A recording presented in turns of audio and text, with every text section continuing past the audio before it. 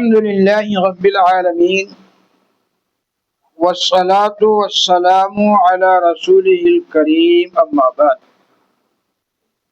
أعوذ بالله السميع العليم من الشيطان الرجيم من همزه ونفخه ونفسه بسم الله الرحمن الرحيم قل إن صلاتي ونسكي ومحياي ومماتي لله رب العالمين۔ سب سے پہلے اللہ تبارک و تعالی کی حمد و ثنا، کبریائی اور بڑائی بیان کرنا ضروری اور مناسب ہے، جس نے ہم اور آپ کو بھی نہیں بلکہ کائنات کی ساری چھوٹی بڑی چیزوں کو پیدا فرمایا۔ جس رب العالمین نے ہم کو انسان بنانے کے ساتھ ساتھ آخری نبی محمد الرسول اللہ صلی اللہ علیہ وآلہ وسلم کا امتی بنایا۔ درود و سلام ہو اللہ تبارک و تعالی کے سارے نبیوں اور رسولوں پر، جنہوں نے اللہ کا پیغام انسانوں تک پہنچایا، خصوصاً آخری نبی محمد الرسول اللہ صلی اللہ علیہ وآلہ وسلم پر بے شمار درود و سلام نازل ہوں، جنہوں نے اللہ کا پیغام ہم تک پہنچایا اور ہمیں صحیح اسلامی زندگی گزارنے کا، بسر کرنے کا طریقہ سکھایا۔ اللہم صلی علی محمد وعلی آل محمد کما صلیت علی ابراہیم وعلی آل ابراہیم انک حمید مجید۔ اللہم بارک علی محمد وعلی آل محمد کما بارکت علی ابراہیم وعلی آل ابراہیم انک حمید مجید۔ حضرات، حمد و صلات کے بعد قرآن کریم کی ایک سورۃ الانعام کی ایک آیت آپ کے سامنے تلاوت کی گئی، جس کے اندر اللہ تبارک و تعالی نے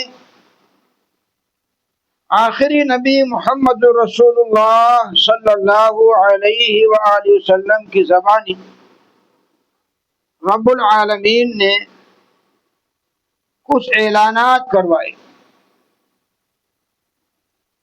وہ اعلان کیا ہے، وہ پیغام کیا ہے، ہم اس کو سنجیدگی سے سنیں۔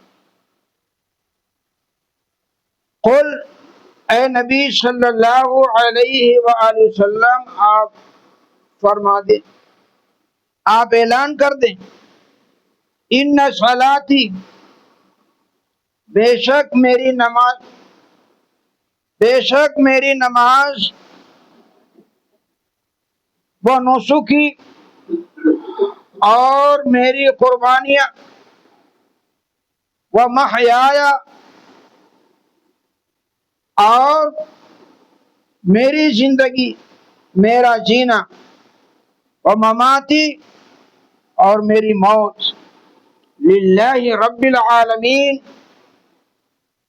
اللہ تبارک و تعالی کے لیے ہے، جو سارے جہانوں کا پالنہار ہے۔ آپ ایک پیغام لے کر کے جائیں۔ آیت کے اندر سب سے بڑی اہم بات یہ ہے کہ رب العالمین نے یہاں قربانی سے پہلے صلاۃ یعنی ایک ہی نماز کا ذکر کیا، اس سے معلوم یہ ہوا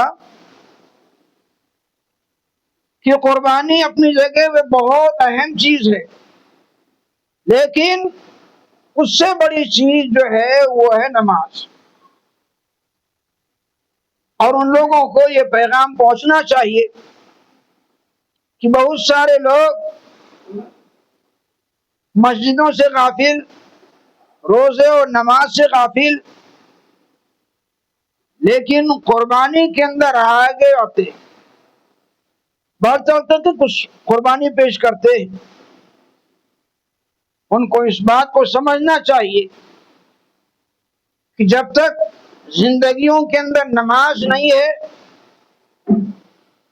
اس وقت تک اللہ تبارک و تعالی کے یہاں کوئی قربانی قابل قبول نہیں۔ اس لیے نبی اکرم صلی اللہ علیہ وآلہ وسلم کا فرمان ہے کہ ایک بندے مومن اور مشرک اور کافر کے درمیان جو فرق کرنے والی چیز ہے وہ نماز ہے۔ اگر نماز نہیں ہے تو ایک نہیں بے شمار قربانیاں پیش کرو، وہ قربانی اللہ تبارک و تعالی کے ہاں قابل قبول نہیں۔ تو یہ چند تمہیدی کلمات بتانے کے لیے تھے کہ یہ ذی الحجہ کا پہلا عشرہ چل رہا ہے اور اسی عشرے کے اندر قربانی ہے، اسی عشرے کے اندر حج ہے۔ اور یاد رکھیں کہ قربانی حج کا ایک حصہ ہے۔ جو لوگ حج کے لیے نہیں گئے ہوئے ہیں ان کے لیے قربانی سب کچھ ہے۔ اس لیے اس قربانی کی اہمیت کو سمجھنا، قربانی ہے کیا چیز، اس کے اندر شرطیں کیا چیز ہوتی ہیں، کس چیز کی ضرورت ہوتی ہے قربانی پیش کرنے کے لیے، ان ساری باتوں کو جاننا اور سمجھنا بہت ضروری ہے۔ اس لیے دوسرے خطبے کے اندر، خطبہ ثانیہ کے اندر، قربانی کی اہمیت اور اس کی ضرورت اور اس کے تقاضوں کے سلسلے میں کچھ بنیادی باتیں رکھی جائیں گی۔ رب العالمین ہمیں ان باتوں کو سننے، سمجھنے، ان پر عمل کرنے کی توفیق عطا فرمائے، آمین۔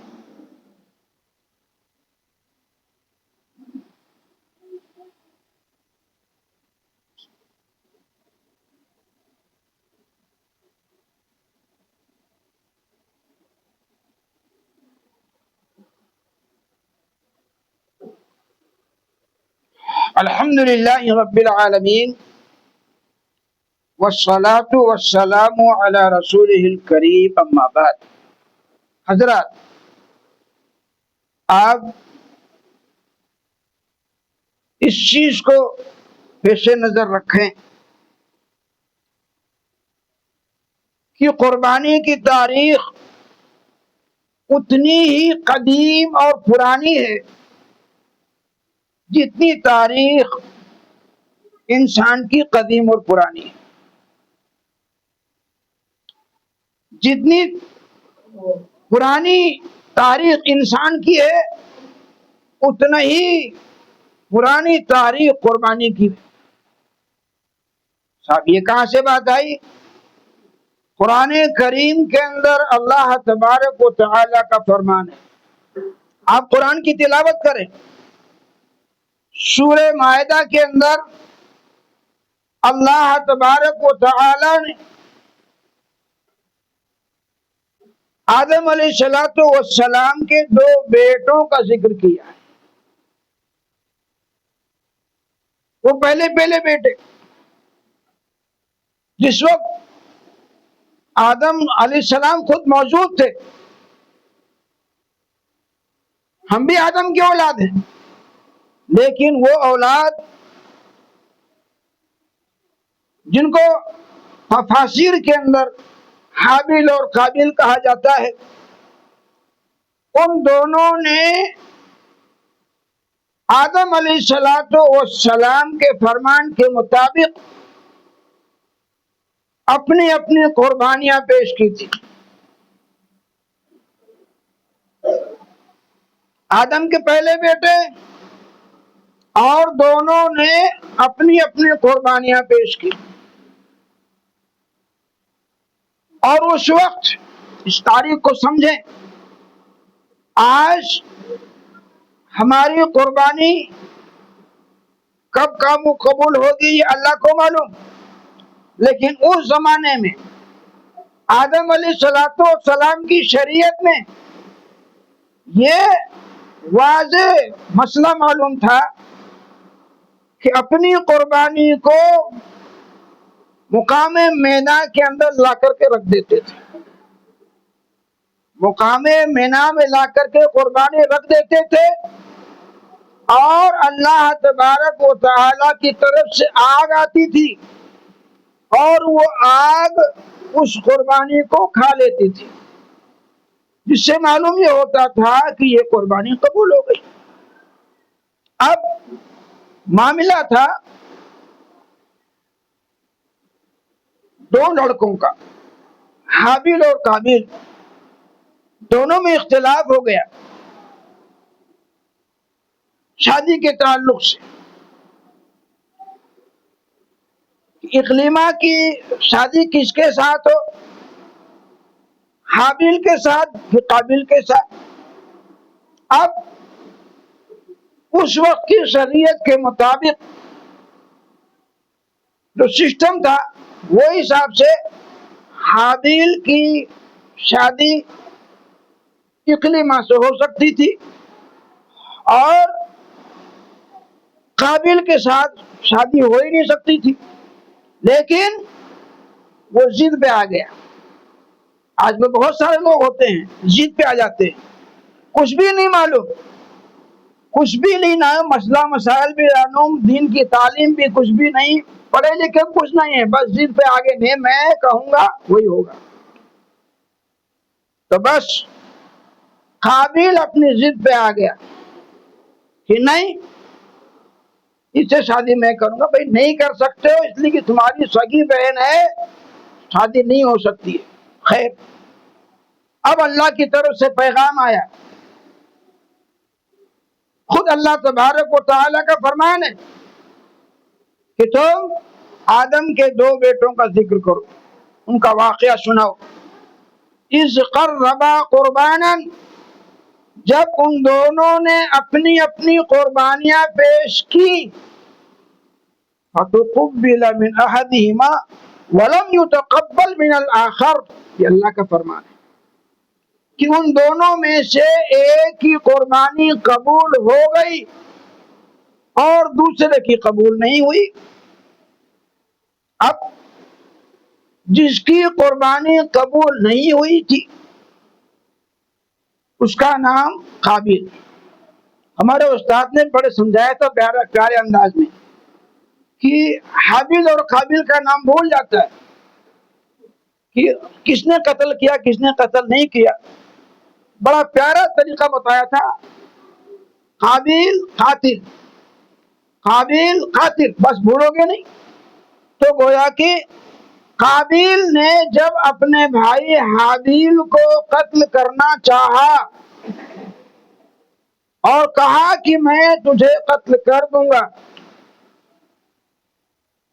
تو اس کے بھائی حابیل نے کیا کہا، دیکھ اگر تو میری طرف اپنا ہاتھ بڑھائے گا قتل کرنے کے لیے تو پھر بھی میں تمہاری طرف اپنا ہاتھ بڑھاؤں گا نہیں، اور اگر تو قتل کرنا چاہتے کر دے. پھر نے کیا کیا، انما تقبل اللہ من المتقین، کہ اللہ تبارک و تعالی متقی لوگوں کی ہی قربانی قبول کرتا ہے. قتل ہونے سے پہلے اس نے یہ پیغام دیا کہ مجھ کو قتل کرنے سے تم کو کچھ ملنے والا نہیں، اس لیے کہ معاملہ تقویٰ کا ہے. تمہارے اندر تقویٰ نہیں تھا، تمہارے اندر پرہیزگاری نہیں تھی، اللہ کا خوف نہیں تھا، اس لیے تمہاری قربانی قبول نہیں ہوئی. تو اس کے اندر میرا کوئی قصور نہیں ہے. اللہ تعالی متقی لوگوں کی ہی قربانی قبول کرتا ہے. تو بنیادی بات سمجھ لے. پہلا پیغام تو آپ کے سامنے آ گیا سورہ انعام کی آیت کے تعلق سے کہ قربانی کرنے والے کے لیے یہ لازم اور ضروری ہے کہ وہ نمازی بھی ہو. اگر وہ سرے سے نماز نہیں پڑھتا ہے تو پھر خود اپنا جائزہ لے، اپنے آپ کو نمازی پرہیزگار بنائے، اللہ تبارک و تعالی کا خالص بندہ بنائے، پھر اس کے بعد قربانی پیش کرے. دوسری چیز، قربانی کے اندر تقویٰ ہونا ضروری ہے. آئیے اور آگے چلتے ہیں. سورہ حج کے اندر اللہ تبارک و تعالی کا فرمایا ہوا کیا تھا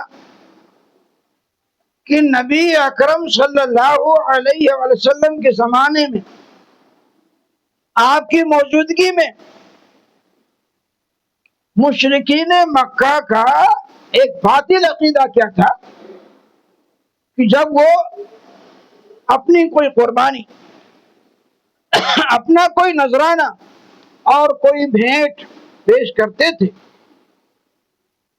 تو اس قربانی کے جانور کے خون میں اپنے ہاتھ کو رکھتے تھے اور اس خون کو لے جا کر کے کعبۃ اللہ پہ لگا دیتے تھے، اور جو قربانی کا جانور ذبح کیا تھا اس میں سے کچھ گوشت کا حصہ لے جاتے تھے اور ٹانگ دیتے تھے، اور وہ سمجھ کے بیٹھے تھے کہ ہم یہ جو عمل کر رہے ہیں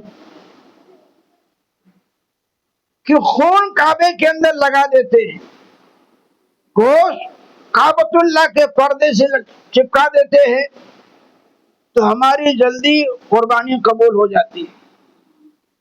اللہ تبارک و تعالی نے سخت الفاظ میں تنبیہ کی، ان کو ڈانٹ پلائی اور کیا فرمایا؟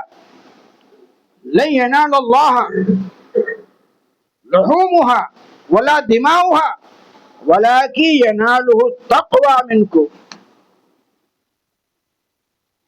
اے لوگوں یاد رکھو کہ ہرگز یہاں لن کا لفظ ہے، ہرگز قربانی کے جانور کے گوشت اللہ کو نہیں پہنچتے، اور نہ ہی قربانی کے جانور کے خون اللہ کے وہاں پہنچتے ہیں، بلکہ اگر کوئی چیز پہنچتی ہے وہ کیا ہے؟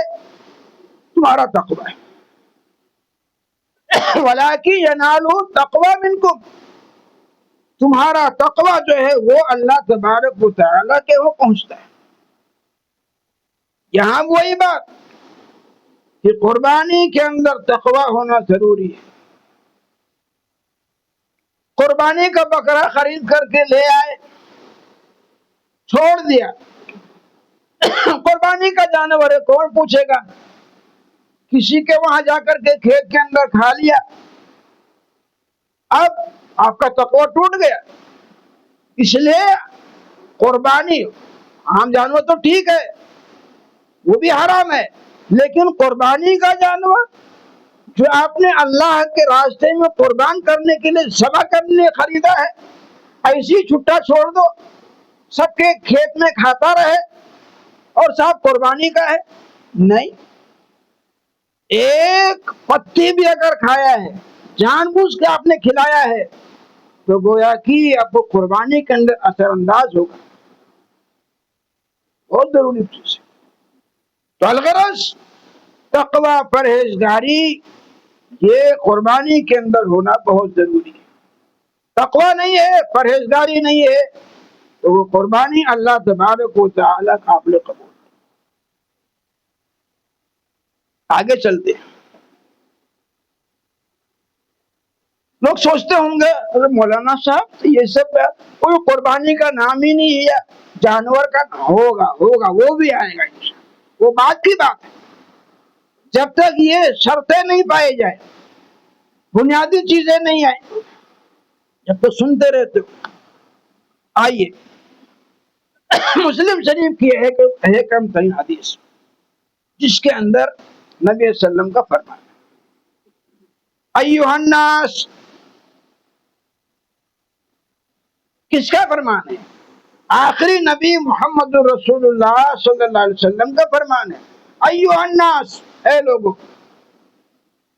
چونکہ آپ صحابہ کرام کے اندر موجود تھے، ان کو خطاب کر رہے تھے، اس لیے ایھا الناس کا مطلب ہوتا ہے مسلمانوں اور صحابہ. ان اللہ طیب لا يقبل الا طیبا. کتنا بڑا پیارا پیغام ہے. اے لوگوں، اللہ تبارک و تعالی پاک ہے، اور وہ پاک چیز کو ہی قبول کرتا ہے. اللہ اکبر. اللہ پاک ہے اور پاک چیز کو ہی قبول کرتا ہے. اگر کوئی بھی چیز آپ اللہ کے راستے میں پیش کرتے ہیں اور وہ طیب اور پاکیزہ نہیں ہے، حلال نہیں ہے، جائز نہیں ہے، تو وہ اللہ کے وہاں قابل قبول نہیں. اسی حدیث میں آگے نبی صلی اللہ علیہ وسلم کا فرمان، مسلم شریف کی حدیث یاد رکھیں. وَذَكَرَ الرَّجُلُ، آپ نے ایک آدمی کا ذکر کیا، اس کا واقعہ بیان کیا. کون سا آدمی ہے؟ یطیل الرجل، یطیل السفر، وہ انسان لمبا لمبا سفر کرتا ہے. انسان یعنی مسلمان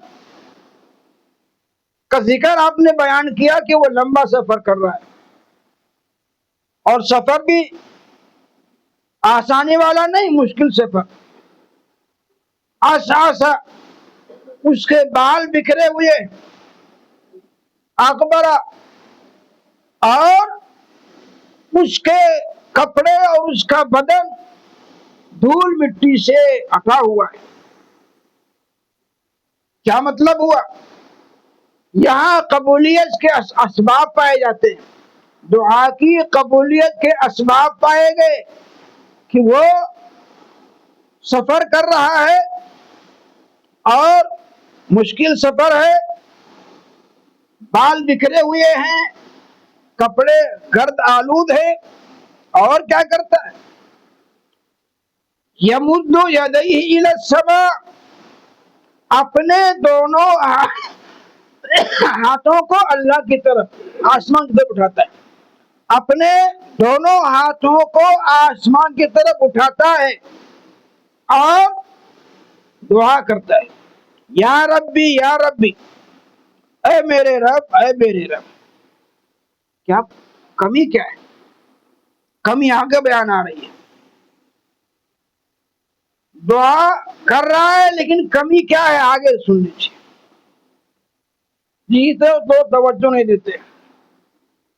مسافر ہے، اللہ سے دعا کر رہا ہے، دونوں ہاتھ اٹھائے ہوئے ہے، ڈائریکٹ اللہ سے دعا کر رہا ہے، کوئی وسیلہ اور واسطہ بھی نہیں، ڈائریکٹ اللہ سے دعا کرتا ہے. اور اللہ کی صفت رب، وہ رب کی صفت استعمال کر رہا ہے.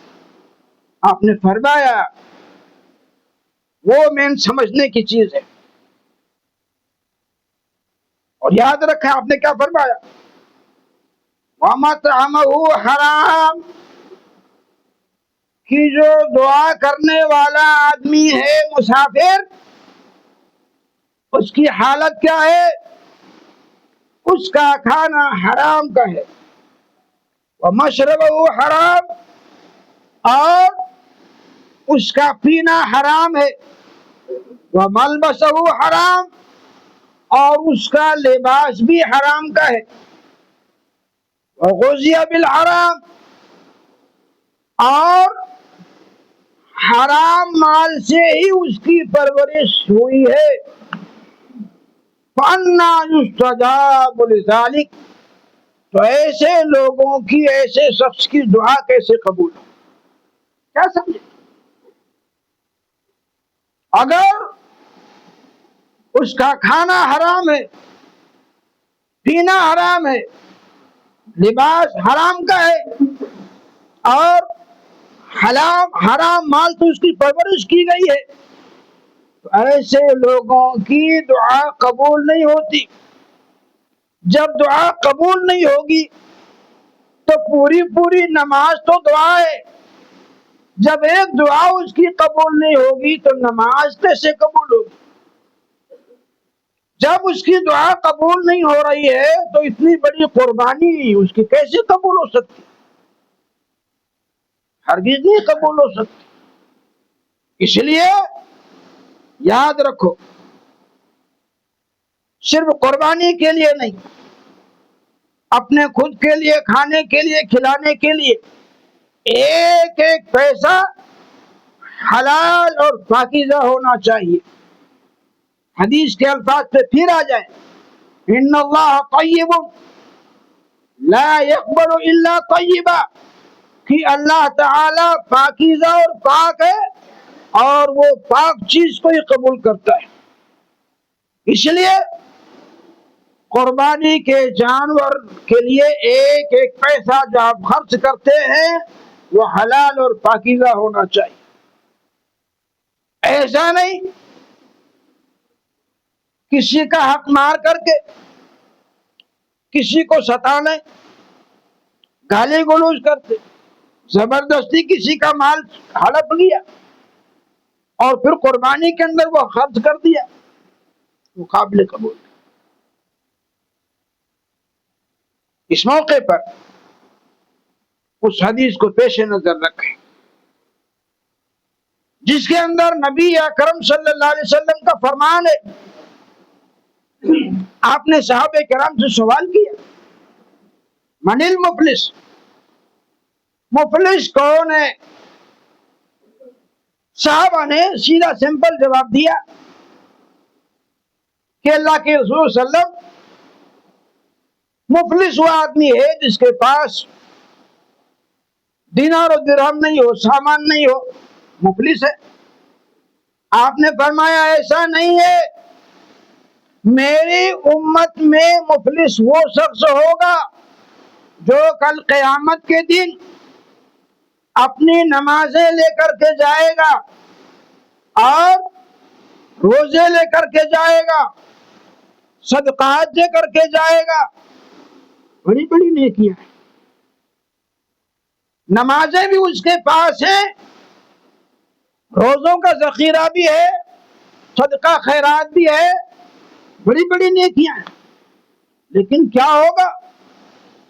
وہ میدان محشر کے اندر کھڑا ہوگا، اب فیصلہ ہوگا کہ یہ تو بہت نمازی ہے، بہت روزے دار ہے، بہت صدقہ خیرات کرنے والا ہے، اس کو جنت میں لے جاؤ۔ لیکن یاد رکھیں، منظر پیش ہوگا، سین بیان کیا گیا حدیث کے اندر کہ ایک ایک کر کے لوگ آئیں گے۔ اس لیے کسی کو گالی دی ہوگی، کسی پر تہمت لگایا ہوگا، کسی کو مارا ہوگا، کسی کو قتل کیا ہوگا اور کسی کا مال کھایا ہوگا، یہ اس کے ساتھ میں چیزیں لگی ہوئی ہیں۔ نیکیاں بہت ہیں، نمازیں ہیں، روزے ہیں، صدقہ خیرات سب کچھ ہے، لیکن حقوق العباد کے اندر بہت کوتاہی تھی، اتنی کوتاہی کہ ذرا سی بات پہ کسی کو گالی دے دی، ذرا سی بات پہ کسی کو مار دیا، ذرا سی بات کے اوپر کسی کے اوپر تہمت لگا دیا اور